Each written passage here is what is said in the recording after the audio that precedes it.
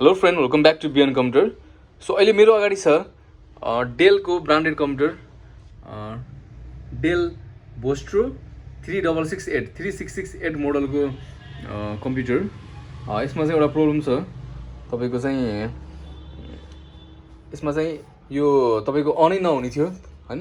त्यसलाई चाहिँ हामीले चाहिँ फुल सर्भिसिङ गऱ्यौँ हैन। फुल सर्भिसिङ गरेर यताउति सरसफाइ गरेपछि ब्लोर हानेपछि चाहिँ त्यसपछि चाहिँ यो कम्प्युटर अन भयो हैन। अन भइसक्यो र त्यसपछि चाहिँ अन भए पनि तर डिस्प्ले आइरहेको थिएन, डिस्प्ले चाहिँ आइरहेको थिएन।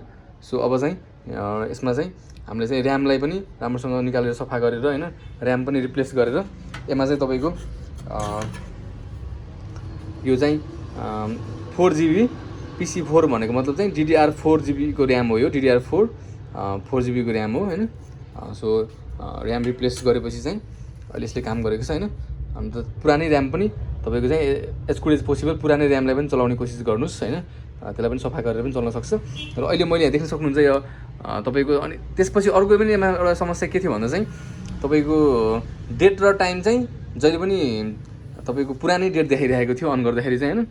र यो पावर केबल हामीले कनेक्ट गर्ने बित्तिकै आफै अन हुन्थ्यो, आफै घुम्थ्यो, पङ्खाहरू आफै घुम्थ्यो, त्यस्तो प्रब्लम थियो हैन। त्यस्तो प्रब्लम आयो भने चाहिँ जहिले पनि सिमोस ब्याट्री चेन्ज गर्ने हैन। त्यस्तो प्रब्लम आयो भने चाहिँ यो सिमोस ब्याट्री 3 भोल्टको चाहिँ 2032 मोडलको हुन्छ यो CR2032। यो थुप्रै घडीहरूमा पनि लाग्ने गर्छ यो ब्याट्री चाहिँ हैन। त्यस्तै यहाँ मैले यो ब्याट्री रिप्लेस गरिदिएको छु हैन, ब्याट्री रिप्लेस गरिदिएको छु।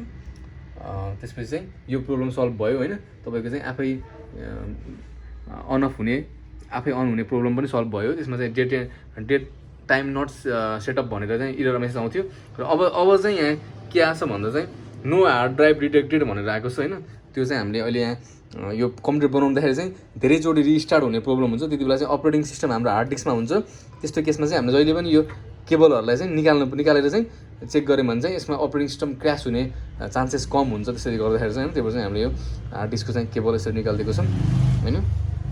र यसमा चाहिँ पुरानो हार्ड डिस्क छ हैन। अहिले चाहिँ यो चाहिँ रिप्लेस गरेर SSD राख्नुभयो भने चाहिँ एकदम फास्ट पनि हुन्छ हैन, राम्रोसँग चल्छ। र तपाईँले यहाँ देखाएको छ scan the QR code using a smartphone र mobile device to continue online भनेको छ नि। यो तपाईँले चाहिँ क्यामेरामा गएर चाहिँ यसलाई स्क्यान गर्नुभयो भने चाहिँ स्क्यानरले तपाईँले स्क्यान गर्नुभयो भने यो डेलको यसले चाहिँ अफिसियल वेबसाइटमा लगेर जान्छ र तपाईँले त्यसबाट चाहिँ थुप्रै किसिमको ट्रबल सुटहरू यताउति गर्ने अप्सन्सहरू पाउन सक्नुहुन्छ हैन। यसमा चाहिँ सबैको पाउँछ। यही तपाईँको support@assist.dell.com यसैमा चाहिँ यो टाइपै गर्नु पर्दैन। तपाईँले QR कोडमा तपाईँले स्क्यान गरिसकेपछि हैन, यति गरेपछि चाहिँ तपाईँको चाहिँ प्रब्लम सल्भ हुन्छ हैन। अब चाहिँ एकचोटि चाहिँ म फेरि यसलाई चाहिँ यो एज इट इज यसको हार्ड डिस्कलाई पनि कनेक्ट गर्छु हैन। कनेक्ट गरेर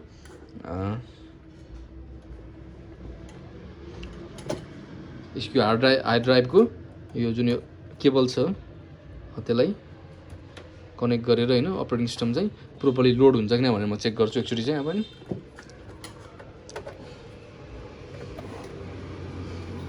एकचोटि केबल जोड्ने बित्तिकै तपाईँको सर लाइन अन हुन्छ, पङ्खा पनि घुम्छ हैन। त्यसपछि चाहिँ हामीले चाहिँ यहाँ पावरबाट चाहिँ अन गर्नुपर्ने हुन्छ।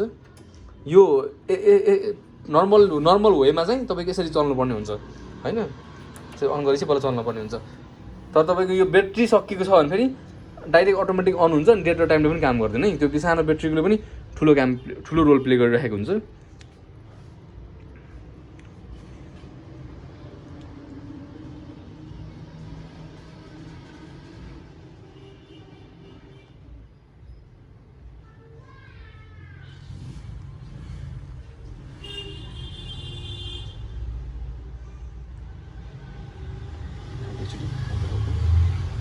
सो एकचोटि चाहिँ अब यो प्रोग्राम चाहिँ अहिले लोड भइरहेको छैन हैन।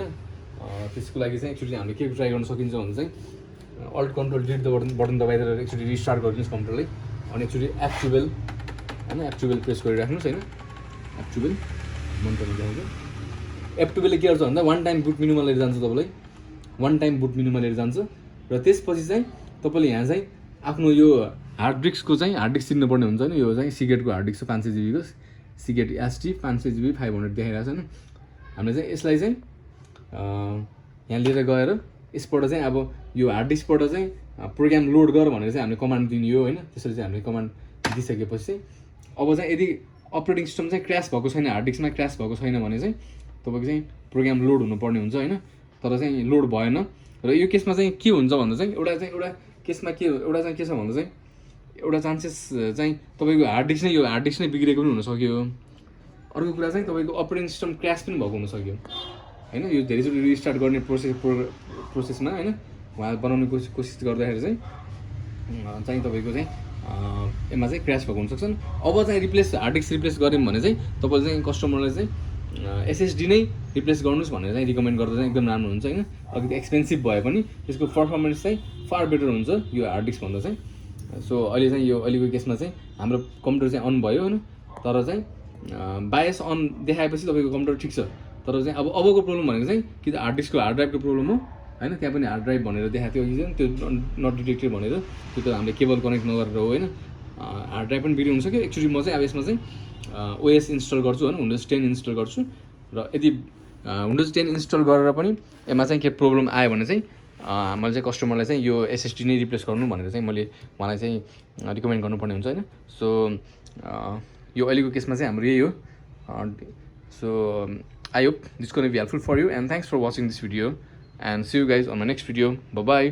र तपाईँलाई चाहिँ ओएस इन्स्टल गर्न आउँदैन भने चाहिँ मेरो कम्प्युटर रिपेयर पिसी रिपेयर भन्ने प्लेलिस्टमा गएर चाहिँ तपाईँले हेर्न सक्नुहुन्छ होइन। म त्यहाँ सबै कुराहरू बताएको छु कसरी इन्स्टल गर्ने भनेर चाहिँ होइन, विन्डोज 7 विन्डोज 10हरू।